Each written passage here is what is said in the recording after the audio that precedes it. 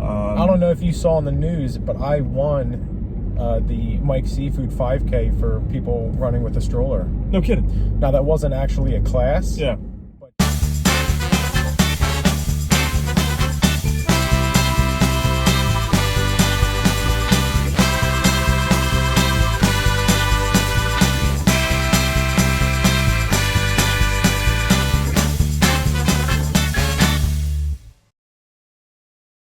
Hey guys, welcome to another edition of Cruisin with Zach. Today, our guest is the most interesting man in the world, Michael Bray. Who else is here? And then, as far as you know, just you. Yeah, got it. But Michael Bray from Passion Vines. Michael, thank you so much for being on the show. Of course, man. My pleasure. So there's going to be a lot we're going to try and go over today. Not sure if we can fit it all in one video. Yep. But let's lead off with the number one question asked. Have you ever slapped a bag? Ha! Which bag is that? That's the bag of wine, maybe the Tour de France. Yeah, a few, yes. Franzia comes to mind. Yep. Got me through a lot of tough times. But no, over at Passion Vines, we were just picked you up at the Summers Point location. You also have one in EHC, correct? Yes. Okay. And when did you first open your doors there? So 2004 is when we got started in Summers Point. And then by 2008, we rebranded to Passion Vines. Okay. And then very quickly, to finish the story, 2010, we launched EHT. All right. So.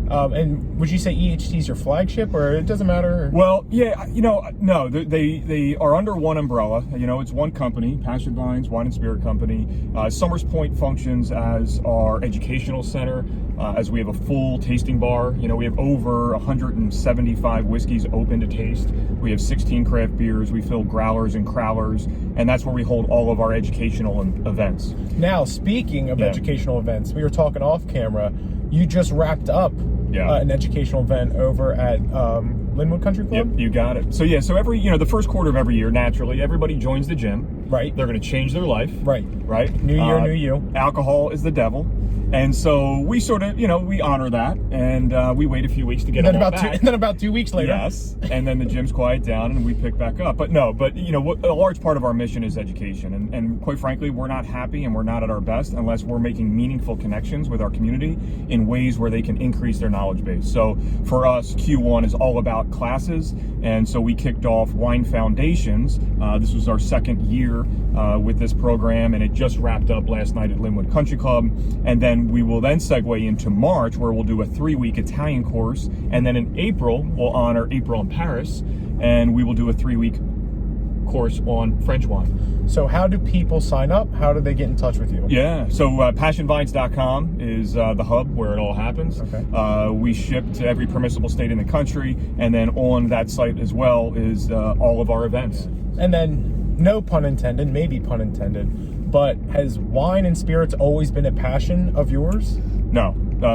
So my earliest memories are like growing up with mom and dad at the dinner table, right. and my dad would allow me to take a look at the wine list, and ultimately I would just throw a dart, and say, Dad, try this one, and he would order it, and he would try it, and of course drink it with my mom, and let me smell it, but that was it. And so ultimately for me, it's, Wine certainly is a passion, but I have to tell you, ultimately, what drives me and my why is just any type of organizational advancement, right? Mm-hmm. I believe every organization is at point A, they want to get to B, and it's like, how do we close the gap, right? So that's really, and then to do that with a team that has varying skill sets, psychologies, etc., is both the challenge and the ultimate fulfillment, because, we get to do that with, a group of individuals that are just like outrageously awesome.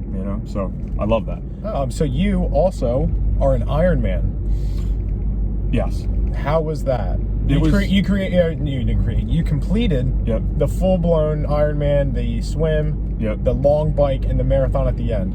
I have to tell you, I entered a 2-year period where I was craving like silence, meditation, and also like endurance. And so I went from playing squash a lot, which if you're familiar with squash, it's a lot of fast pace, fast muscle, intensity. And then all of a sudden I got out of that and just wanted to run and just wanted to swim, and just like with no goal in mind, just other than to go as far as I potentially could.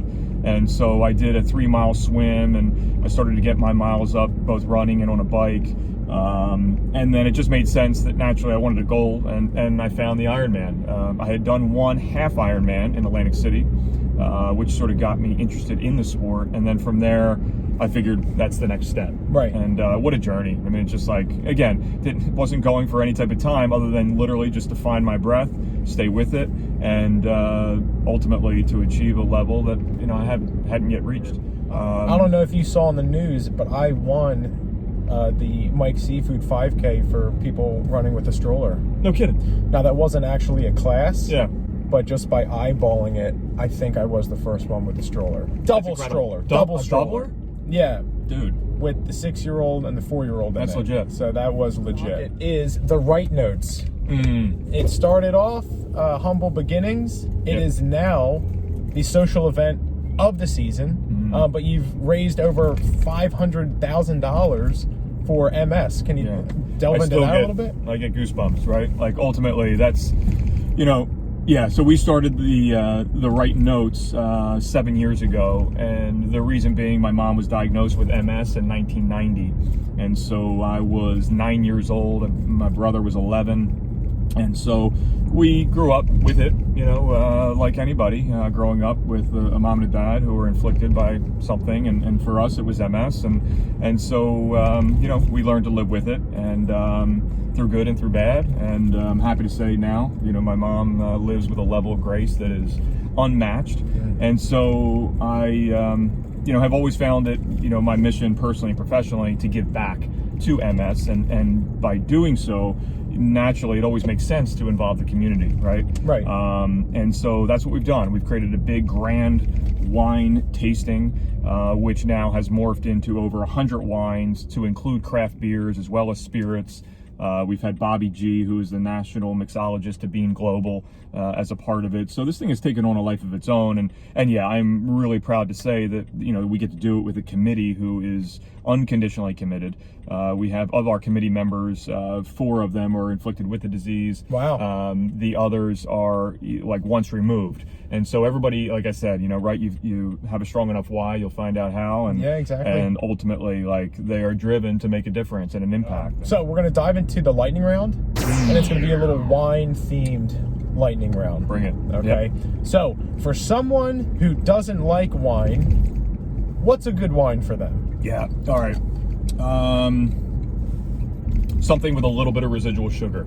Naturally, the evolution of the palate, like, always craves a little bit of sugar up front and then goes sort of dry and rustic later on as it matures. So introduce yourself to a Moscato, a Riesling. Okay. Twist cap. What's your opinion? Great. No difference. No difference at all. Okay. It's not as romantic. You're at the knife and fork, right? Right. And you sit down, white linens, white tablecloth. You see Heidi Bray, right? Shout out to my sister-in-law. Hey, Heidi.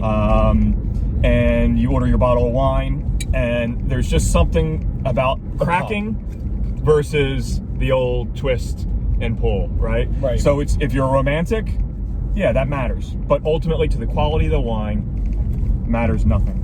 What's the best bang for your buck right now? Ooh. I always go South America Cabernet Sauvignon.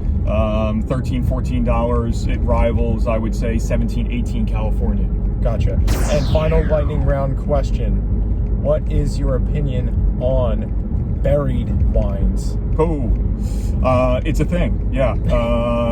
Yeah, right. So they will often bury wines in the old world, Italy, sometimes in France, that takes on a nature of its own. And so I'm into it, right? It's a little spiritual, but nonetheless, to me, that's the wonderful part about wine. There's so many cultures and traditions that lead to ultimately what's in the glass, and that matters, right? So guys, Michael Bray, Passion Vines, EHT, Summers Point. Again, where else can we find you? Online, Instagram, YouTube? Yeah, all the above, right? So we're on all the social medias, but certainly passionvines.com. From there, of course, you can find us on Facebook, and then all of our handles are listed.